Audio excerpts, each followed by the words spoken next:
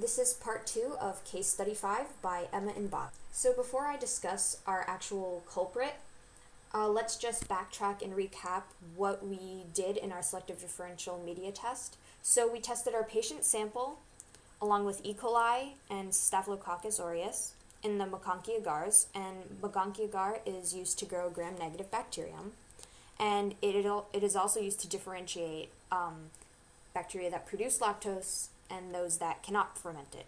So as we can see, our patient sample did not ferment lactose because no hot pink color is shown like E. coli does, because E. coli is able to do so. So using this knowledge, we were able to determine that our bacteria culprit was Pseudomonas aeruginosa. So we found that Pseudomonas aeruginosa is gram-negative. It's rod-shaped, and it moves with a single flagellum, as we can see here in this photo.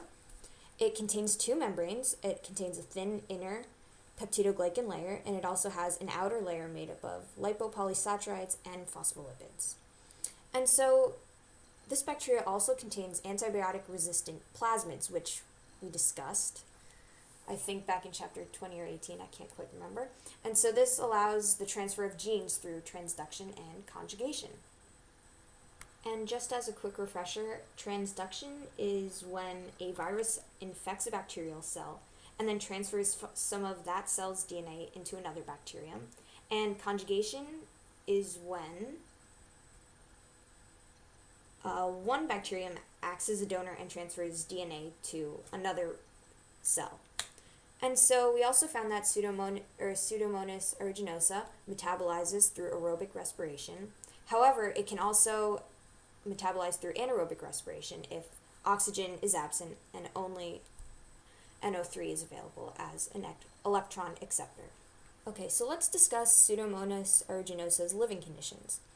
It's a very tolerant bacteria, so that means it can basically live in a wide variety of environmental conditions, and it's also called a free-living bacteria because of its ability to live in such a wide variety of places, like I just said. It grows in soil and water and any surfaces that come in contact with soil and water, and it can also grow on surfaces of plants and surfaces of animals.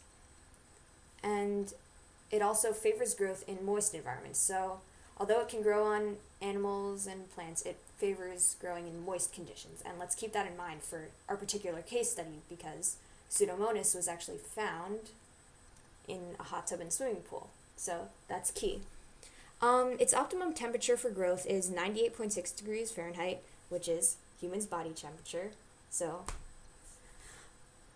that's also important in this case study, and it can also grow at temperatures as high as 107.6 degrees Fahrenheit, which is also important to this case study because Pseudomonas was also found in hot tubs, and the temperatures in hot tubs are very high, so it's still able to grow there.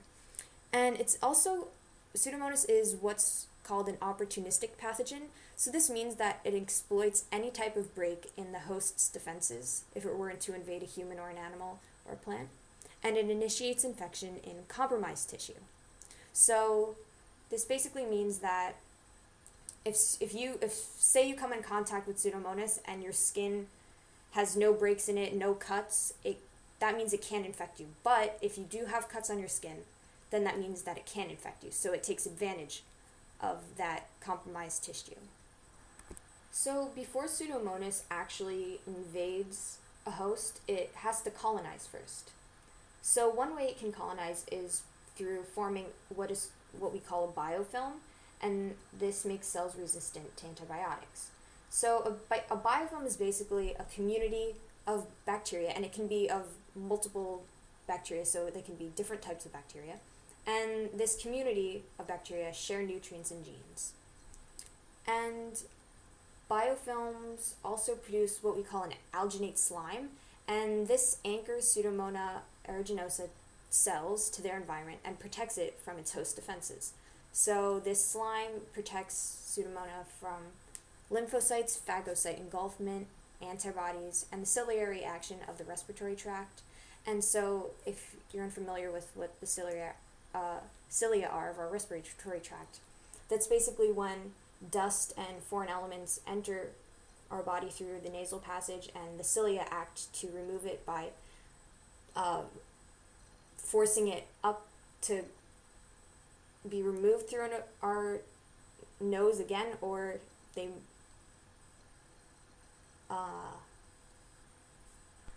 also filter these foreign elements towards our pharynx, where they then travel through our digestive system and out with the rest of our body's waste.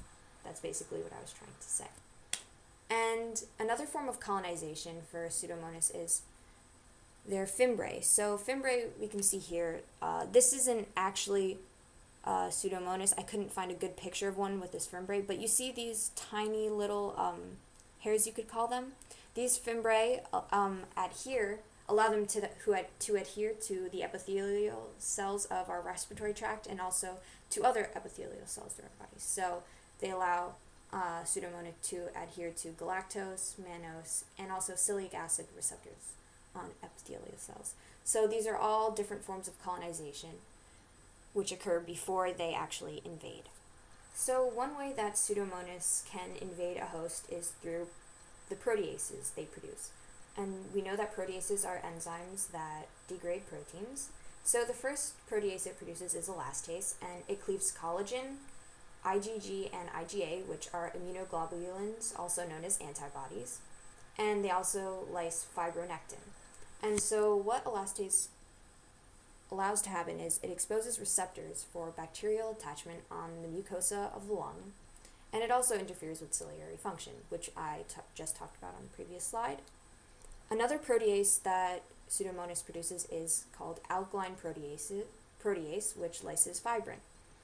And so together, both these proteases are able to destroy the cornea, which is found in our eye, and also other structures composed of fibrin and elastin. And they also cause the inactivation of the gamma interferon and tumor necrosis factor. So this is very important because the gamma interferon is a cell signaling protein that fights pathogens, and TNF is a cell signaling protein that causes apoptosis. So with the inactivation of these elements, that just makes Pseudomonas all the more stronger, because now the elements that our body uses to protect us from bacteria and pathogens are being destroyed. Another way that Pseudomonas invades a host, is through the proteins they produce.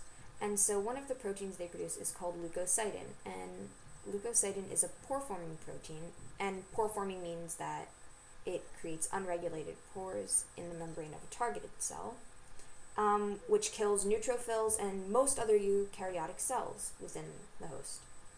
So it usually invades host cells through necrosis, and necrosis results in the premature death of cells in living tissue. And so here's just some lymphocytes in the photo. Okay, so Pseudomonas aeruginosa can result in a myriad of diseases. And so we're just going to mention a few of the most common in this presentation. So one of the most common is ear infections, which were also one of the symptoms in some of the patients studied in our case study. And ear infections inhabit the external auditory canal due to injury, inflammation, or wet and humid conditions. And here we can see a photo of some of the damage caused by aeruginosa. You can see a lot of pus seeping out, and we will actually discuss the pus later on in a few slides. It can also result in skin rashes and dermatitis, and these skin rashes can be caused by high moisture conditions like the ears of swimmers, and also the toe webs of athletes, and it can also result from the skin of hot tub users. And so here's actually a photo of a skin rash that was produced by Pseudomonas, and we can see that this person had acquired a very severe form of dermatitis. And Pseudomonas can also result in urinary tract infections, and this is usually hospital acquired, and it's related to urinary tract catheterization or surgery. and we'll actually talk about how it's acquired through hospitals a few slides later on. Some more diseases that are caused by Pseudomonas are central nervous system infections, and these usually occur by invasions of the inner ear or paranasal sinuses, and they also might spread from a distant site of infection such as the urinary tract. Pseudomonas can also cause respiratory infections, and these infections usually occur in patients with compromised lower respiratory tracts and cystic fibrosis. And lastly, another infection caused by Pseudomonas are eye infections. And so this is when Pseudomonas colonizes on the ocular epithelium by fibril attachment, which we just talked about, to celiac acid receptors, and it can also result in the loss of an entire eye. It is very debilitating, as we can see in this image. You can also see, again, formation of green pus-like substance, which we'll talk about soon. So, epidemiology of Pseudomonas aeruginosa. So in this slide, we'll basically be discussing how Pseudomonas spreads. So Pseudomonas is actually a nosocomial pathogen, and this means that it's usually acquired at a hospital or hospital-like environments. So Pseudomonas, as we discussed, it's a free-living bacteria, which means it can exist in a very, very wide variety of environments. So in hospitals, they thrive on disinfectants, respiratory equipment, food, sinks, faucets, toilets, showers, mops, basically anywhere you can think of. And they're also brought into hospitals on the surface of plants, fruits, and vegetables, and they're also brought in by visitors and patients that are transferring from other hospitals as well. They are spread from patient to patient on the hands of hospital personnel, and also through the contact of contaminated food surfaces and by the ingestion of contaminated food and water. And in our case, low disinfectant levels of chlorine presented an ideal environment for Pseudomonas aeruginosa to grow.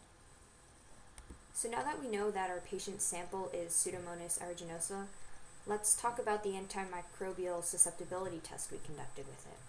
So first we took a plate and we spread our patient sample on it, and we put 5 different antibiotics on it. And we can see that only 2 of these antibiotics appeared to treat our patient sample. So the first one is here is gentamicin, and the second one we can see is vancomycin. And so both of these appear to be Pseudomonas appears to be sensitive to it. So vancomycin produced a 36 millimeter diameter, and gentamicin produced an 18 millimeter diameter. And this will be important in the next slide. And what we can see, or what's interesting about our antimicrobial susceptibility test, is that it produced this blue-green pigment, which wasn't apparent on any of the other case studies, I believe. And so this blue-green pigment is called piocyanine, and it's a secondary metabolite, which means that it's not essential to growth, but it's discharged as pus in certain infections. And we saw this actually in the eye infections that Pseudomonas causes, and along with the ear infections that it causes. And piocyanine impairs normal function of human nasal cilia. It also disrupts respiratory epithelium and causes phagocyte inflammation as well. So piocyanine is very degradative and any clear sign that Pseudomonas may be present in a patient. Upon further investigation of both of these antibiotics, we found that gentamicin was the only antibiotic that was able to treat Pseudomonas. And vancomycin is unable to treat Pseudomonas because it actually only treats gram-positive bacteria, and as we know, Pseudomonas is gram-negative. So that's why vancomycin is unable to treat it. So now that we know that gentamicin is able to, we know that it is a aminoglycoside antibiotic, which means that it is a molecule composed of amino-modified sugars. And what it does is it inhibits bacterial protein synthesis by binding irreversibly to the 30S ribosomal subunit, which we can see here.